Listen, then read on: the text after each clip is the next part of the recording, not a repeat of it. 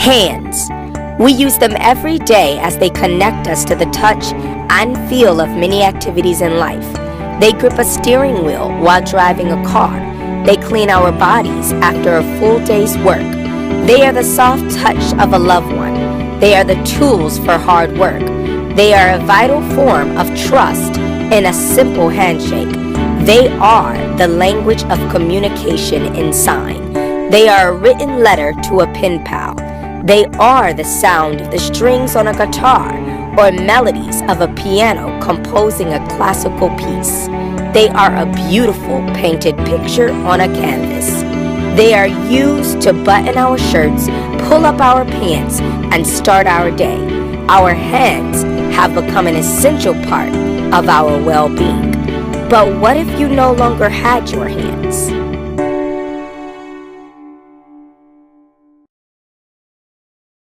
Hello, I'm Dawn Fluellen, and thank you for watching Chasing Dawn. Most of us have heard of the proverbial phrase, when life gives you lemons, you make lemonades. Well, today we'll meet an engineer and entrepreneur who did just that by taking something you and I take for granted every day and turning this tragedy into a triumph. How, you may ask? With this drill and these gifted hands. Down this path lives the CEO of ROBIOTECH Corporation, Brian Jordan, who used what seemed to be a roadblock and turned it into a stepping stone. Okay, I'm Brian Jordan, and the company I have is a company called the ROBIOTECH Corporation. We started ROBIOTECH Corporation about a year and a half ago. I'm originally from Newport News, Virginia, and I'm a naval aviator. It was about 3 years ago I had an accident where I lost 3 digits on my left hand. The doctor was able to replace my middle finger, but unfortunately was not able to replace the digit on my index finger. Hence I lost the digit, and I was terrified.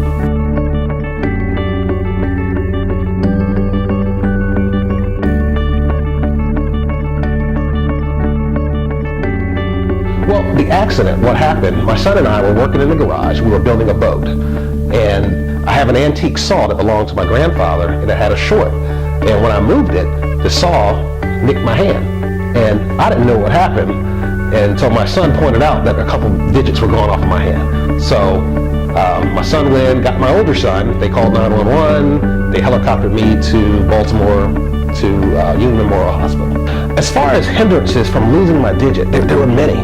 There's a lot of things we take for granted.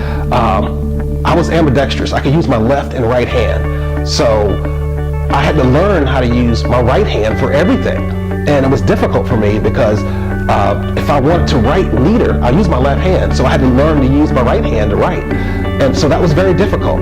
And like we said, with menial tasks, an ATM machine, you're on the passenger driver's side and you use your left hand to go out and use your card. I couldn't do that. So it was difficult for me. I think we talked about eating sometimes. If I eat with my left hand, I couldn't do it. So I can only imagine if you're left-handed, or let's say you're right-handed and you lose digits on your dominant hand, life is going to change significantly for you, and we want to be able to help you get back to a normal way of life. So we decided to start a company where we build prosthetics for individuals in need.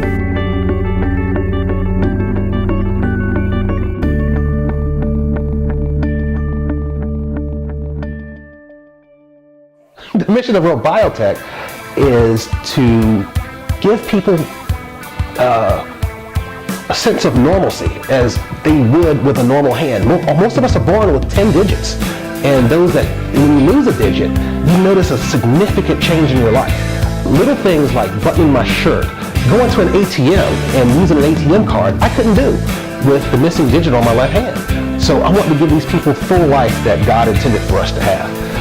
Not to mention what we're going to do in the future. We're going to provide exoskeletal devices for those who have quadriplegic, paraplegic. That's where we want to go in the future. But for now, we're going to start with digits.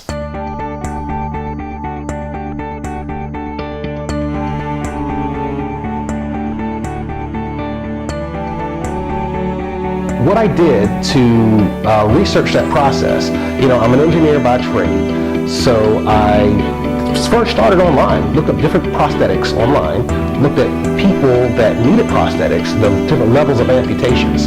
And starting with myself, I built a digit that could basically augment my finger. And it took about a year and a half to come up with this type of design that was fully articulated and had the strength and dexterity of a normal finger.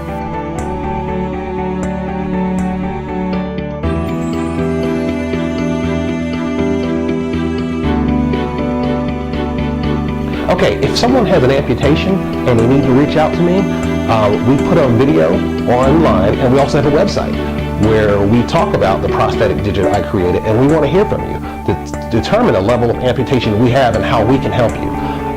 Currently, we've had requests from India, the Ukraine, and the US, as well as China, from people that need prosthetics and they have nowhere to go. So what we did is, like we said, we had a video online, and we started a nonprofit so we're looking for donations where we can help these people at no cost. Because quite frankly, most people live in an area, like for instance, like in India, where 90% of the population is poor, and they really can't afford a $10,000 prosthetic.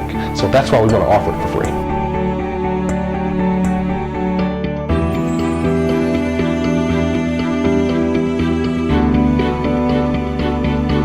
All right, I'll tell you how I built the prosthetic finger. There are two ways that we're looking at building the prosthetics. Our current way is fully mechanical. What it does, we've decided to use what's left of the digit's motion to accent the motion of the prosthetic.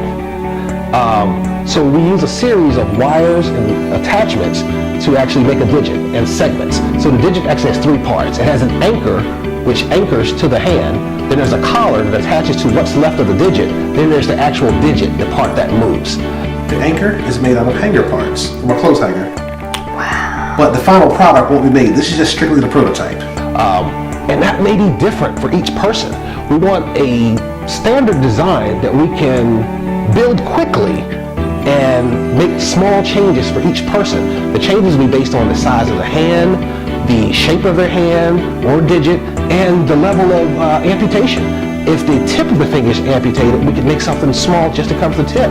Or if the entire finger is amputated, we can make something where we have a full finger attachment. Or multiple amputations. We've had clients with 4 fingers gone, so they need all 4 attachments. So we're even working on a glove type device where there are no digits remain to attach to. So it really depends on the level of amputation. So what we did initially was to make mine based on my level of amputation.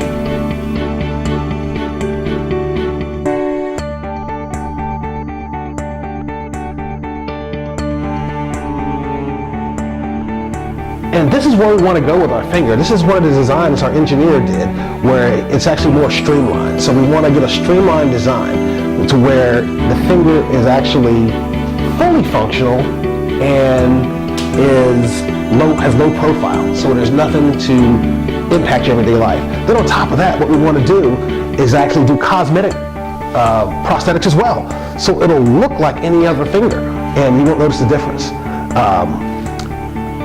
And here, this is me right after the accident when we had the surgery. It's kind of gruesome, but that's what I look like afterwards.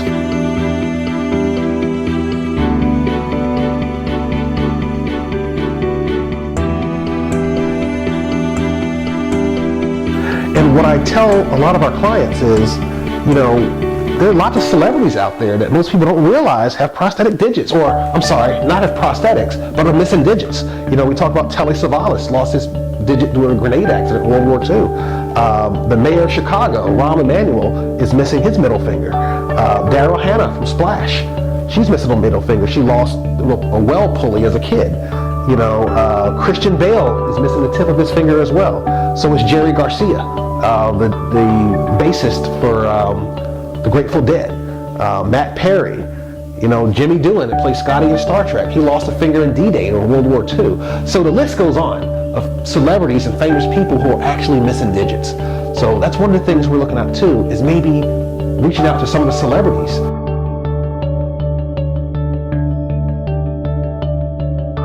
Once we get into production of our product, production is going to be done here in Maryland, locally in St. Mary's County. That's big to me. Like I said, of the products we've had in the past, we typically make them in China because the manufacturing costs here locally or in the States are astronomical.